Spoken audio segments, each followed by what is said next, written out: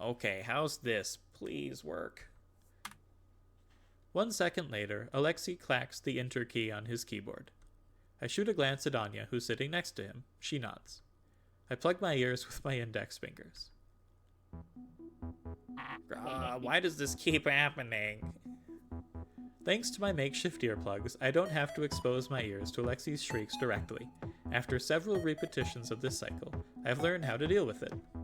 Everything was going smoothly up until the body movement test. Both Alexei and Anya said as much, and they never looked like they had reached a dead end. However, ever since that little violent incident and my subsequent conversation with Yoru, progress just hasn't been going well. That said, it's not because of damage to the parts during the scuffle or anything. In fact, the only damage I managed to inflict, with Yoru's help, was some minor warping of the leg frame. Rather, the issue here is that once the hardware implementation was mostly complete, Alexei wanted to do a software cast, but then the hole in the ghost pocket effect caused Alexei's code to disappear. Oh, cranked.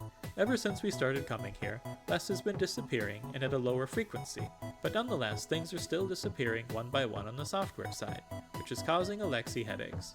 I can only imagine.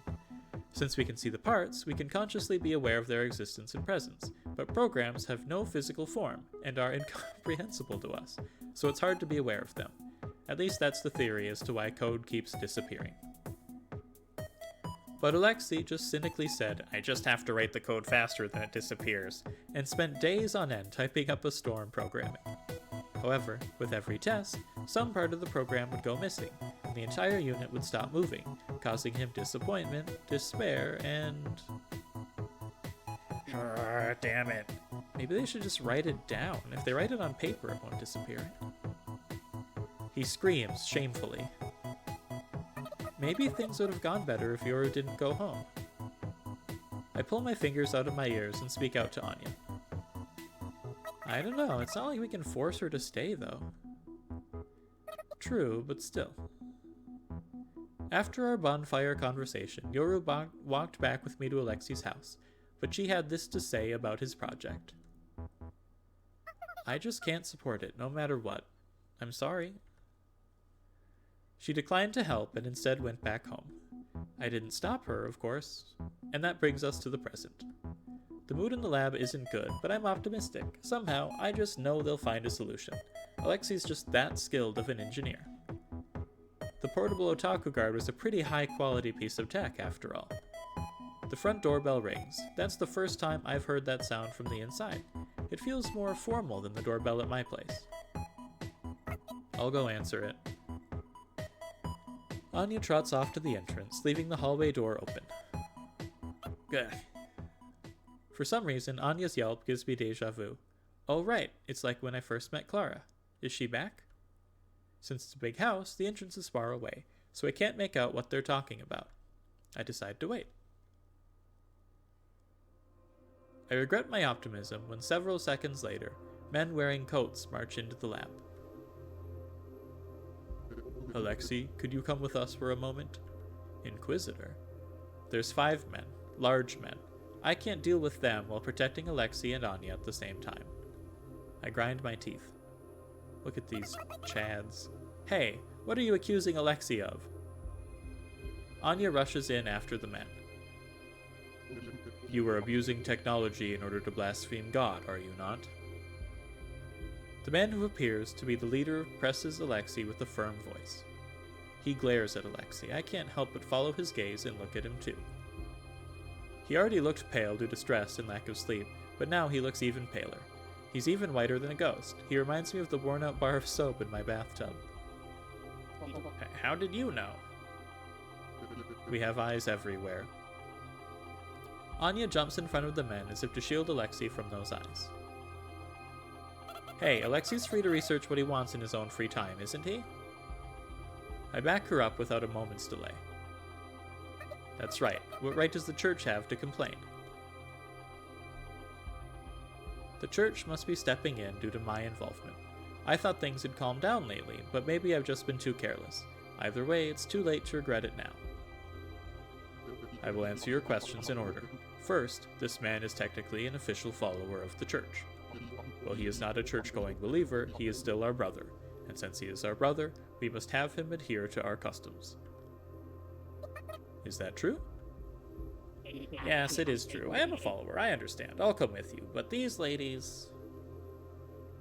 Alexei... Anya shouts. Alexei shuts up. The man quickly interjects in the ensuing silence.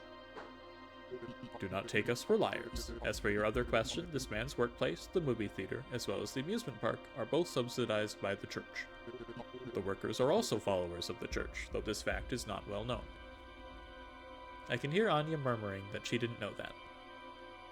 This man is both a follower of the church and was given employment by the church, and yet he associates with the ninja that opposes the church.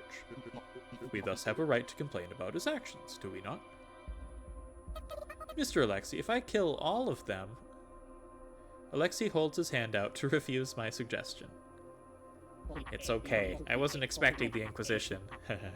But this might be a test from God. Mr. Inquisitor, may I speak with the priest during my trial?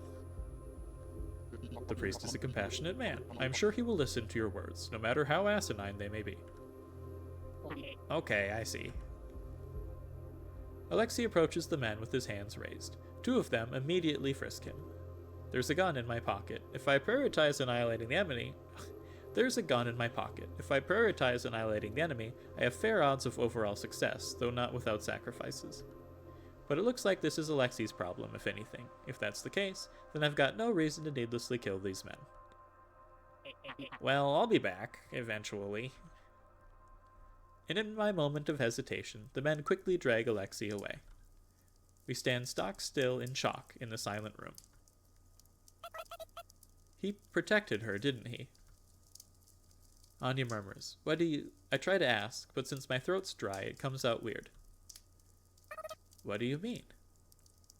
He probably didn't want to draw attention to his creation by resisting or protesting, otherwise they might have destroyed her.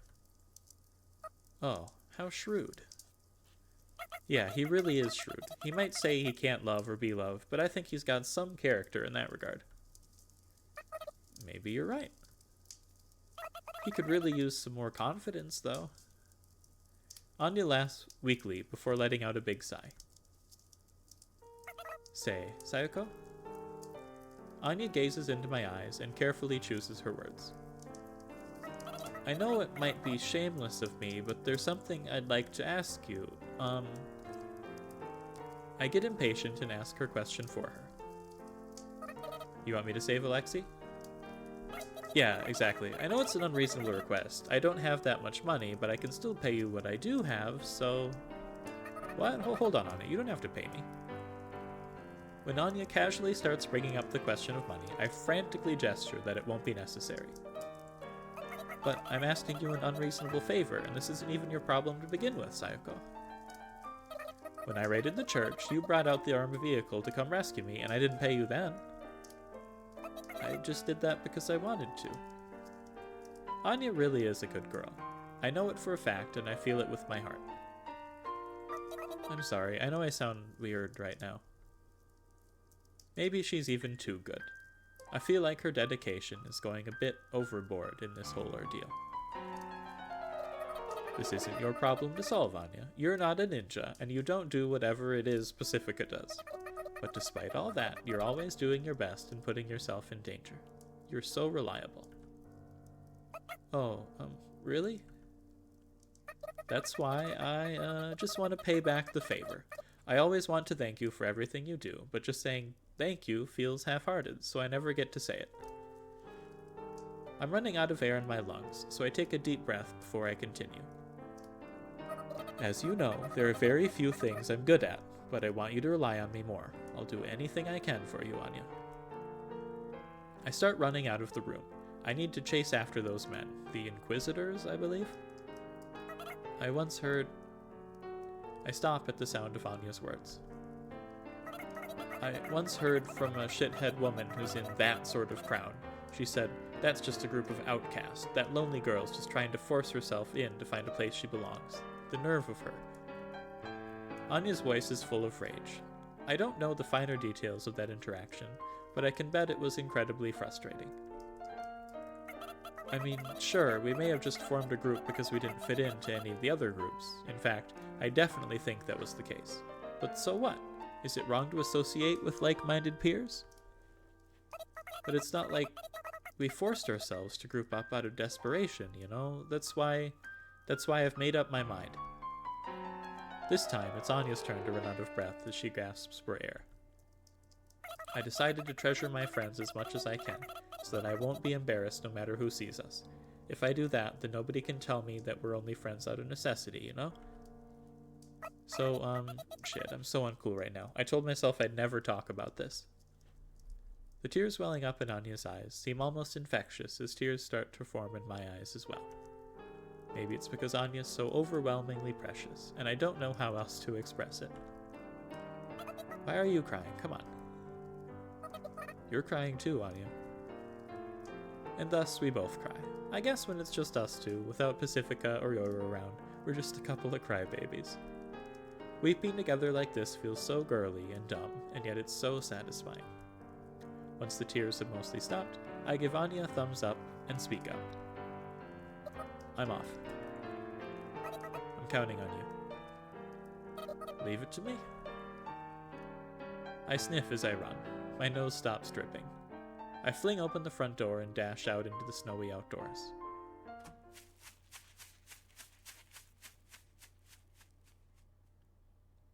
It's going down.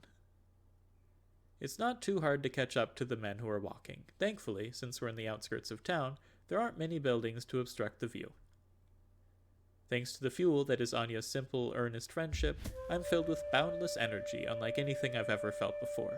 Basically, it feels a little comically overdramatic as I block the men's path all ninja-like. Hand over Alexei. You just quietly handed him over a moment ago. Please understand, I'll be okay. Let's just say the situation has changed. I point my gun at the lead Inquisitor. We're off to a good start. So you've changed your mind, I see. Do you intend to take this man back, even if it requires the use of force?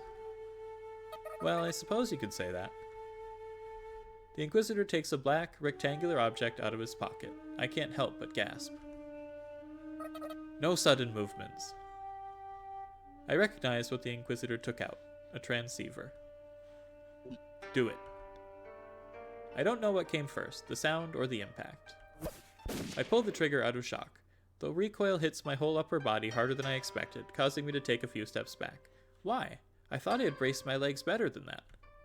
I get a bad feeling as I look over my shoulder behind me. There's red blood splattered all over the pure white snow. I don't even want to think about it, but I feel my abdomen a little lower than my solar plexus. Oh, come on. They got me. I've been shot, but nobody in front of me even has a gun out. I'm confused for just a second. Then I start to process what had happened with surprising composure. I've been sniped. They've got a sniper. Shit, I screwed up. I scream out loud in an attempt to maintain endogenous opioid levels in my brain. The pain from a gunshot wound doesn't come immediately. It'll intensify as soon as I let my guard down, so I need to keep myself at a natural high. If you call yourself a sniper, don't aim for the gut. Go for a headshot. One shot, one kill.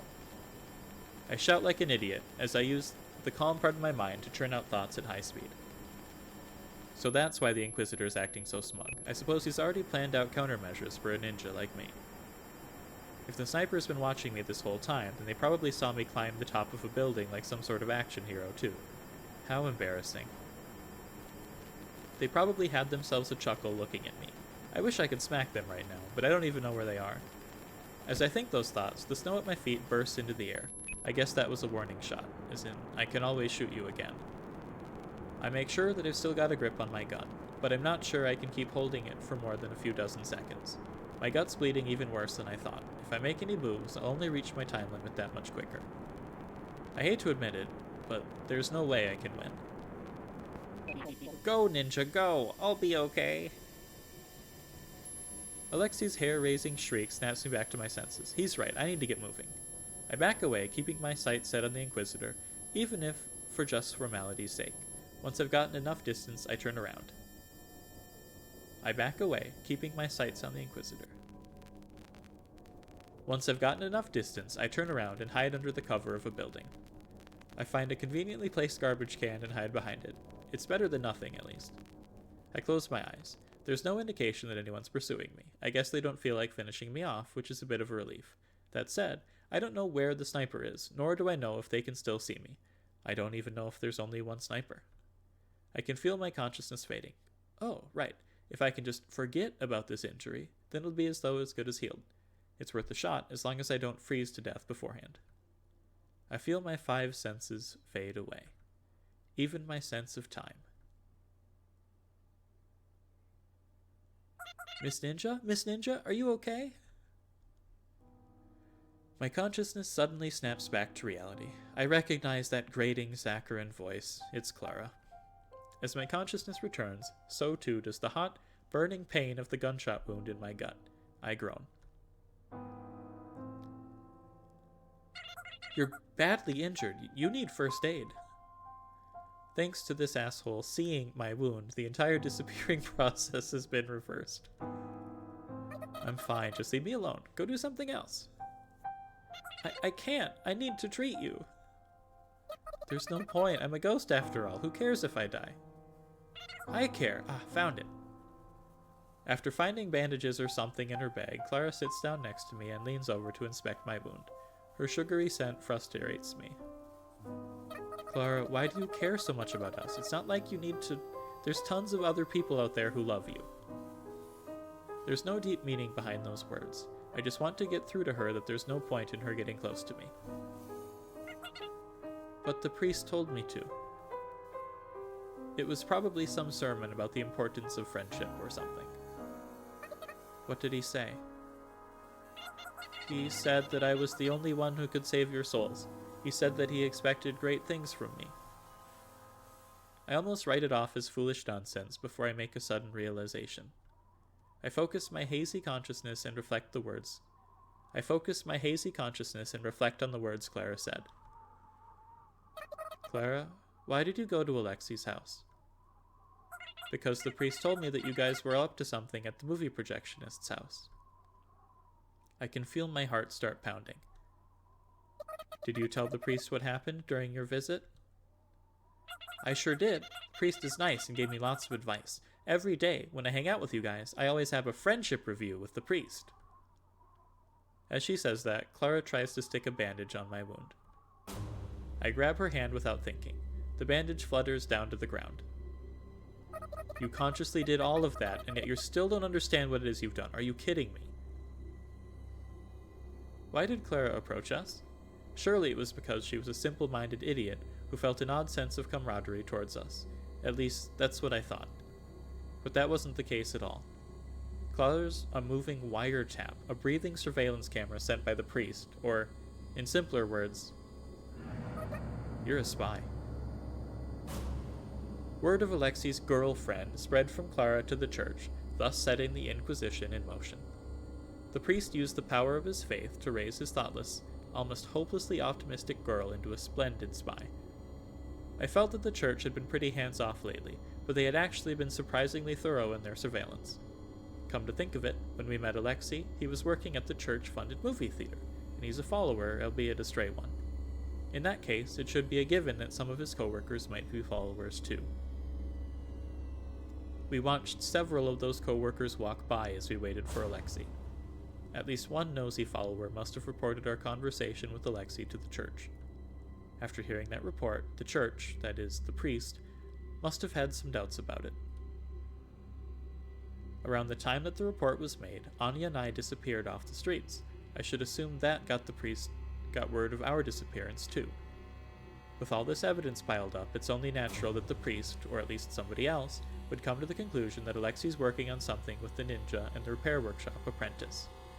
The church must know about Alexi's engineering skill. Furthermore, since he's a heretic, it's only natural that the church would feel threatened by him potentially leading a violent revolt against its religious authority. At least that's how I think religions work. Right after we contacted the heretic, we vanished like smoke. That should be enough to cause panic in the church.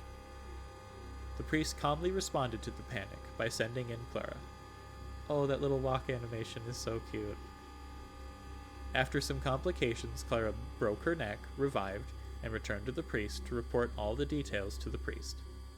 Oh, speaking about Clara breaking her neck, why did she even have that can of fuel to offer to the robot? Why didn't that raise more alarms with me? Clara knew we were making something there. Her idea of an appropriate gift was that can of fuel.